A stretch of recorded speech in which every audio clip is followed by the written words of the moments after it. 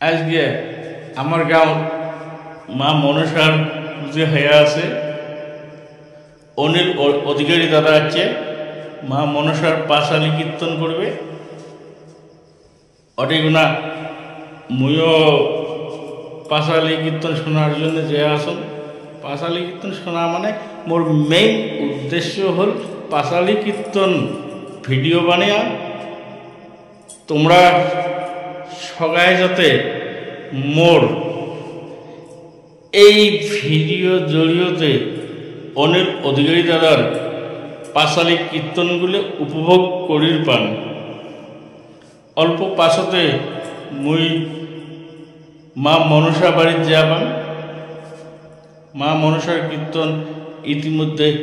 আরম্ভ হচ্ছে। আজকে মা মনসার ঘট বসাইবে, ঘট বসাইয়া শিবক বিয়ে দিবে, নেতা পদ্মার জন্ম হবে। পৃথিবীখান কেমন দে সৃষ্টি হল, ভগবান নারায়ণ বটের পাতার উপরে কেমন দে জলত ভাসিয়াছেন। আর এই বিশাল জল রাশির মাজত ভগবান শ্রী বিষ্ণু নারায়ণে কেমন দে এই মেদিনী পৃথিবীখান সৃষ্টি করিল। মধু কৈটব কেমন দে নিধন হল। মা মনসার পুরাণ ব্যাখ্যা মতে সম্পূর্ণ কথা বিশেষ অভিজ্ঞ পাশালিকার অনিল অধিকারী দাদায় সুন্দর করে ব্যাখ্যা করবে। অধিকারী দাদার এই নিখুঁত ব্যাখ্যাগুলো ভিডিও আকারে মোর ইউটিউব চ্যানেলটা ছাড়ি দিন। যায় যায় মোর এই ইউটিউব চ্যানেলটা সাবস্ক্রাইব করেন নাই, সাবস্ক্রাইব করে রাখেন। বিভিন্ন ধরনের মনসা পাশালি বর্ণনাকার বা পাশালি ব্যাখ্যাকারের গানগুলা মোর এই ইউটিউব চ্যানেলত পাবেন। তা বেশি দেরি না করি চলো হে আমরা সবাই আগে যাই মা মনসার পাশালি কীর্তন শুনির। জয় মা বিশ্বহরি, জয় মা মনসা দেবী। হইবে অন্ধকার মায়ার সংসার,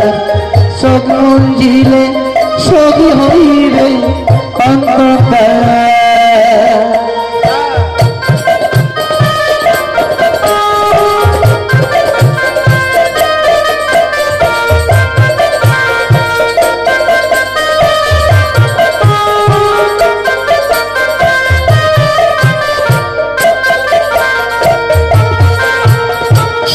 সম্পত্তি কুশির ধন পুত্র কন্যা পরিজন, সয় সম্পত্তি গোসের ধন পুত্র কন্যা পরিজন। মনে মায়া সগমোহন দিলে সবে হইবে অন্ধকার। মনে মায়া সকুঞ্জিলে সবে হইবে অন্ধকার। ওরে মিশে মায়ার সংসার, সকুঞ্জিলে সবে হইবে অন্ধকার।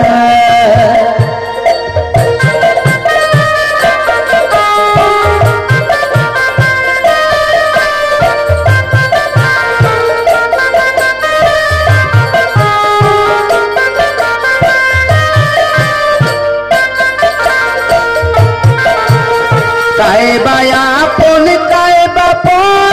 দুনিয়া তায় স্বার্থপর। কায়বা আপন কায়বা পর দুনিয়া তা স্বার্থপর। কাহার বা সগুঞ্জিলে সবে হইবে অন্ধ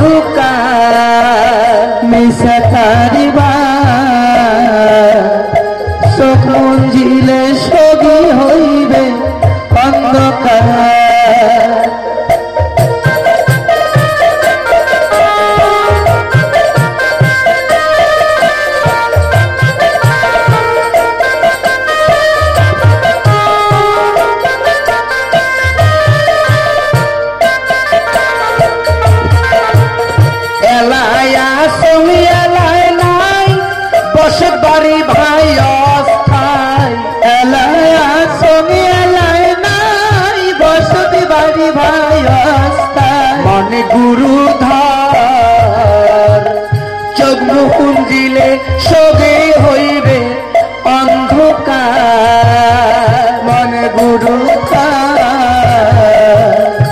চোখ মুকুঞ্জিলে সবে হইবে অন্ধকার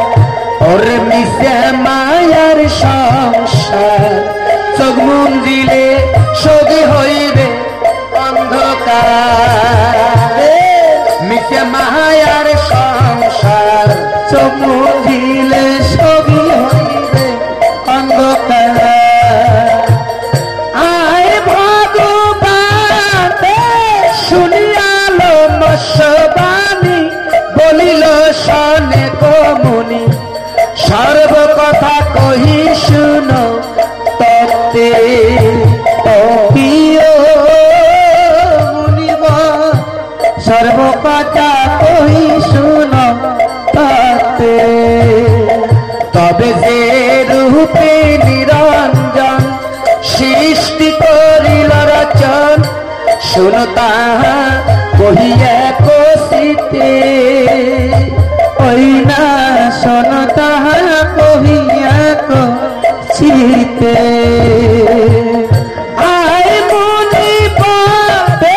সর্বমাত্র রসাতল অগাধয়া তল জল নাহি ছিল যা পবনের গতি মুনিব নাহি ছিল যাহা পবনের গতি তবে জ্যোতি হইতে ধ্যান মন জ্ঞান কলা নিরঞ্জন নিরঞ্জন তাহাতে স্থিতি হইনা নিরঞ্জন তাহাতে স্থিতি আয় মুনিব সন্তভূত হয়া গতিল আপন কায়া নিরঞ্জন তাহাতে উৎপত্তি মুনিব নিরঞ্জন তাহাতে উৎপত্তি এদিকে শুনিয়াল মৎস্যবাণী বলিল শনেক মুনি আজি সর্ব কথা কহি শোন তত্ত্বে হে মুনিব তবে স্বর্গমত রসাতল অগাধয়া তল জল নাহি ছিল যা তবে দেখো পবনের গতি তবে স্বর্গমত পাতাল সারা পৃথিবী জলময় সংসার তাই নাকি এই সারা পৃথিবী জলময় সংসারে বাতাস পর্যন্ত ছিল না এই সারা পৃথিবী জলময় সংসারে প্রভু নারায়ণ কি করলেন প্রভু নারায়ণ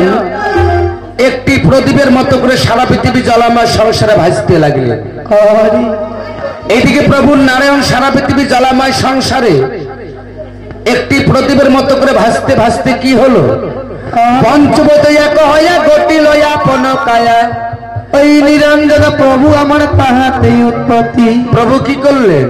এই সারা পৃথিবী জলময় সংসারে ভাসতে ভাসতে প্রভু আগে নিজের শরীরখানা গঠন করলেন প্রভু আগে নিজের শরীরখানা গঠন করার পর মনে মনে ভাবিলেন আরো যদি এইরকম কিছু জীব সৃষ্টি করা যায় তাহলে আমার তো সেবা লাগবে আমার তো সেবা বুঝে করবে তবে আমি অনেক আনন্দ পাবো কেন নেই জগতে ভক্ত ছাড়া ভগবানের কোনো দাম নেই আছে কি কোনো দাম না না না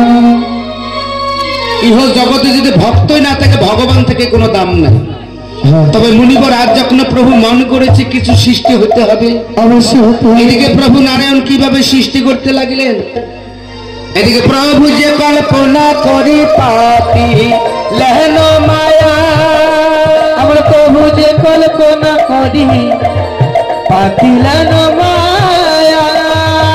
বাম পাশে উপজিল এক দেবী নামে ছায়া আরে প্রভুর বাম পাশে উপজিল এক দেবী নামের ছায়া ছায়ার উপর দেখি দেব হুঙ্কার রহমারিল নব জন্মিল ধরি বারু যায় তারে ওই না পীড়িত মদনে দেখো দেখো পীড়িত মদনে চতুর্দিকে হইল তার ওই না মুখে বচনে আর চতুর্দিকে হইল তার ওই না মুখে বচনে হস্তেতে ধরিয়া তার ওই না বসাইলেন উড়ে বসাইলেন উড়ে নহে স্ত্রী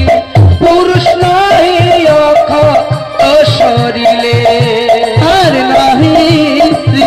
নহে পুরুষ অখ শরীরে এদিকে প্রভু যে কল্পনা করি পাতিলেন মায়া প্রভুর ভাব পশু উপজল ইতি দেবী নামে ছায়া এদিকে প্রভু আমার হুঙ্কার মারার সঙ্গে সঙ্গে প্রভুর বাম পাশে একটি ছায়ার সৃষ্টি হলো তাই নাকি আবার সেই ছায়াকে দিকে প্রভু মদনী পীড়িত হয়ে সেই ছায়াটিকে ধরতে গেলে আচ্ছা যখন প্রভু কামে মত্ত হয়ে সেই ছায়াটিকে ধরতে গেলে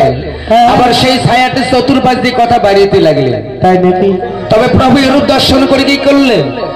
হস্তেতে ধরিয়া তারা বসাইলেন উড়ে দেখে নহি স্ত্রী পুরুষ নহে অক্ষত শরীরে প্রভু সেই ছায়াটিকে উড়ুর উপর বসে দেখে সেটা স্ত্রী নয় পুরুষও নয় তাহলে কি তাকে বলে নপুংসক তাই নাকি অর্থাৎ হিজড়ে আবার সেই নপুংসক নিয়ে প্রভু চিন্তায় করলেন এই নপুংসক দিয়ে কখনো কি সৃষ্টি হয় না না না কখনো সৃষ্টি হয় না হ্যাঁ তবে অতভাগ্য গুপ্ত দ্বারা বিদরিয়া নখে তবে কেলি কোলা কৌতুক হলে মঞ্চে নানান সুখে তবে রাত্রি হইতে বিবাহ বৃক্ষ হইতে ফল তবে সতম গুণে তিনি দেবতার জন্ম হয় হে মুনিবর ও ইহ জগতে গাছ থাকিলে ফল হইতে হবে হ্যাঁ হ্যাঁ রাত্রি হলে দিন হইতেই হবে অবশ্যই হতে হবে তবে সতরজতম তিনটি গুণ থেকে তিনজন দেবতার সৃষ্টি হলো কোন কোন দেবতা সেই তিনজন দেবতা হলো ব্রহ্মা বিষ্ণু মহেশ্বর হ্যাঁ হ্যাঁ আবার তিনে মিলে কিন্তু হলো একেশ্বর তাই নাকি প্রভু তিনজনকে তিনটি ভার দিলেন কি কি ভার দিলেন ব্রহ্মা রূপে সৃষ্টি বিষ্ণু রূপে তে পালন তবে শিব রূপে সংহার করে এই বিধি প্রভু ব্রহ্মাকে দিল সৃষ্টির ভার বিষ্ণুকে দিল পালনের ভার আবার দেবে দেব মহাদেবকে দিল সংহারের ভার তিনজনকে তিনটি ভার দিয়ে প্রভু কি করলেন এই ছায়াটিকে মহাদেবের কাছে অর্পণ করে দিয়ে প্রভু আবার সারা পৃথিবী জলাময় সংসারে বটপত্রে ভাসলেন হাই মুনিবা